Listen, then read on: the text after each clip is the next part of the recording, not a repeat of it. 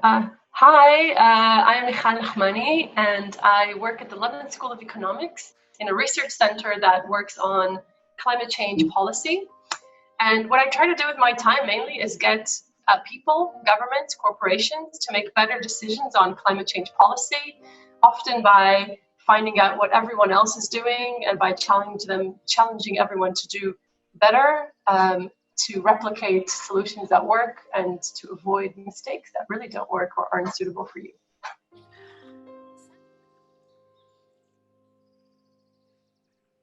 I grew up in the Middle East, in a small country that has snowing mountains in the north and tropical coral reefs in the south. And every weekend we went on trips and we hiked, and I lived 5 minutes walk from the beach, and nature was all over. My dad used to bring me pets, insects, chameleons, dogs, cats, whatever. So I grew up with nature all around me, and that was something that on the micro level was part of my life always. Sometime when I was 11 or 12, I found myself hearing for the first time about global warming. I think it was like, I may have been 15, maybe not 11. And I found myself writing a letter in Hebrew to the UN Secretary General, asking him to fight global warming. Here I am, like 25 years later, still doing that in a really different way.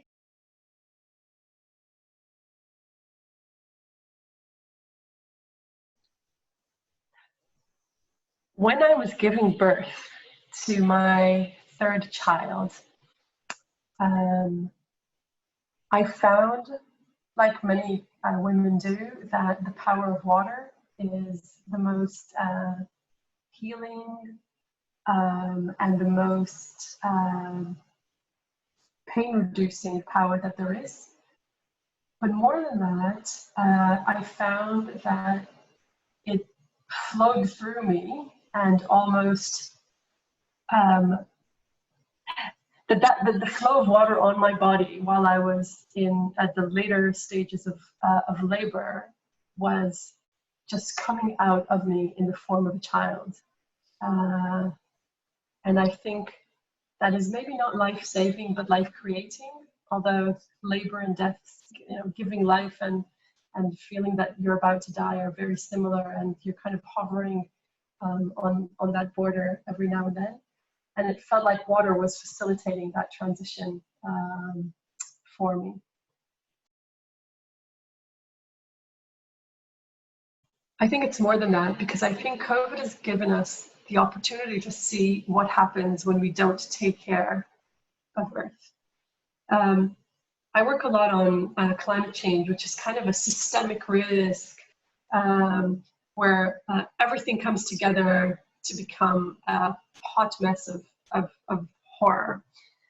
And COVID shows us what that looks like in kind of a measured and digestible way almost. As horrible as COVID is, we know that at some point in the next year or 2 or 3, there will be a vaccine, and eventually we will figure it out, and eventually people's jobs that were lost will come back, and eventually we will make it better.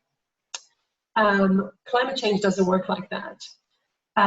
So it's almost like we have an opportunity to look at something and say, this is what it will look like forever if we don't fix it quickly. And it's scary enough for us to want to act on it. And it's scary enough, and it's possible enough for us to know that we can act on it. And wonderfully, the resilience that communities need to solve climate is the exact resilience they need to solve COVID, both individually and in systems, our food systems and our health systems, and the way communities talk and interact and exchange information and build new things together and stop using things that they don't need anymore. So COVID is actually teaching us a lesson in how to solve systemic changes. or how not to save them in the occasions that they're not solved. So I think that if we are all smart and kind now to each other and to ourselves, then we actually may forge a way forward with climate change and with biodiversity loss and with all of those great, huge challenges that we're seeing now. So yeah, maybe a good learning experience here at a huge price, of course. I think it's really important to say, it's a really important thing to say that no one who works on climate change is happy about COVID. No one thinks that it's a good thing. No one says, thank God that COVID, happened, so and emissions dropped for whatever, a few months. It's negligible, that drop, and the losses that occurred are horrible. Can we see it as a learning experience, the same way that when we're ill with anything else, we can take it as a learning experience and say, okay, what have I learned from this illness? I don't deserve it, I didn't want it, I wouldn't choose it, but now that it's here, what can I take from it? And I think that's what COVID is to other huge challenges like climate and biodiversity loss.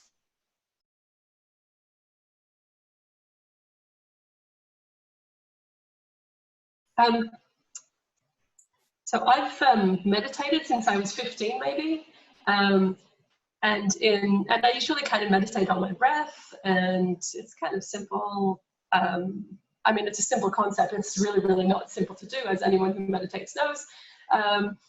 And in the last few months, I found that I cannot do that. I just can't. I sit down for 2 minutes. I lie down for I just can't. I can't get my breath to sort itself out, and for me to not think about all the things. And the only place that I find that I completely abandon all thought is when I am in my garden. And I thought about it that I've just shifted my meditation format. And while I am working the earth is working me. And I think that's, I mean, that's kind of just a tiny example, but I think anyone who walks in nature, who walks barefoot on soil, on grass, who is not afraid of dirt in the common sense of dirt, feels that that healing impact on mind and body. But I think it goes beyond that. During COVID, I had the incredible privilege of creating something called Earth School, which was an online project. I know we don't like screens, we're talking about nature, but 2 billion kids were out of school, and a bunch of parents had to homeschool them.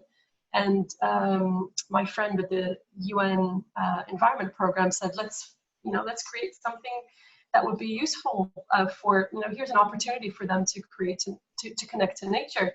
So we got together and we put together a program of 30 days of connecting to nature, which had kind of little clips and challenges and wonderful things to do, which, I don't know, could take an hour or 30 minutes or 3 hours a day, depends on what you wanted to do.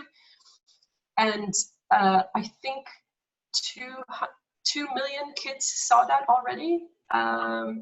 And we had this opportunity to create something that was all nature, giving this time and filling this sense of wonder in so many kids and families' hearts and minds, and at the same time encouraging everyone who is involved in that project to contribute back and to love and nurture and nourish the earth back. So I think that was kind of a beautiful symbiotic way. And everyone who I know who works on these issues, which is kind of everyone,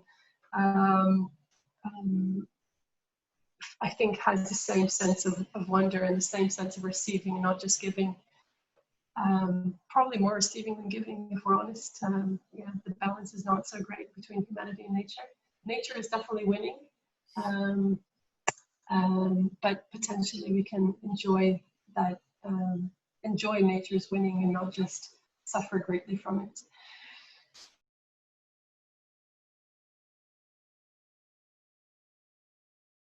Hello, workshop participants. Here is my challenge to you. Find a person. People are from nature too, right? So connecting to nature could be connecting to other humans. That person has to be either much younger or much older than you. You don't have to know them well. In fact, it might be cool to do this with someone who you don't know very well. Don't be weird to kids you don't know very well, though. And talk with that person about the differences you notice between the times. It could be a difference in perspective, and it can be a physical difference that has actually changed.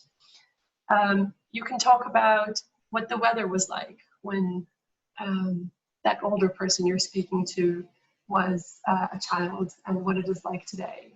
You can talk about the experience of what you used to eat, and did you eat things that grew locally, or did you eat things that were shipped from far away? You can talk about the experience of connecting to nature. Did they run in the fields barefoot, or were they constrained in the room all the time? Have a chat with the children on how they see nature, and do they go on walks, and do they play with leaves and sticks and stones or whatever it is? Yeah, make up your own. Don't stick to my examples. Make up your own stuff and try to establish similarities and differences maybe in how you view nature and your connection with it.